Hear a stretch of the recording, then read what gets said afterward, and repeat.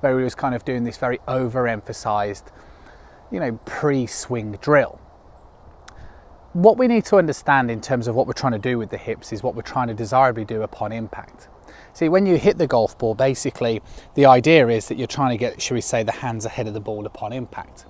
And to be able to do this, then you need to be able to trigger rotation. See, if you don't trigger any rotational movement, then you'll have to use your hands and arms earlier in the golf swing, which means that you're going to be more prone to, well, should we say, increasing the use of wrists.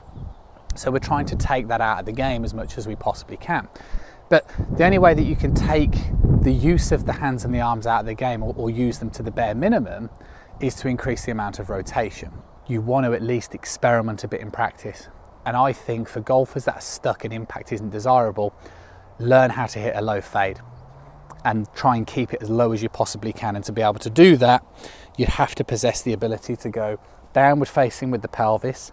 The pelvis will feel, or your hips will feel like they're moving further away from the target, which will create you a huge amount of space, and it will feel very much like you're swinging, should we say, out to in.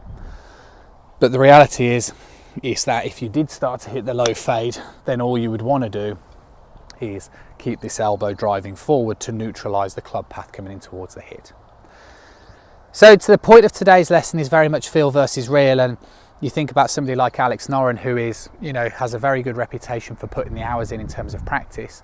And if he's somebody who is overemphasizing it to the degree he does in his practice, then you guys need to be doing exactly the same as well.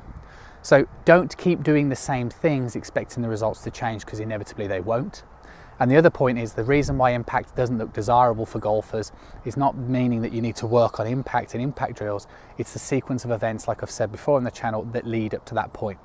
And the main reason why impact doesn't look great is because there's a lack of rotation in your golf swing. So start overemphasizing it, keep that pelvis downward facing, start triggering a rotation, even if it feels completely like the antithesis of what you think it should feel like. Experiment, video it, and you might just surprise yourself that you get yourself out of the habit of looking this way at impact and you start to look more this way, and all of a sudden you're going to become much better at striking the ball, and also you're going to be hitting it much, much straighter as well.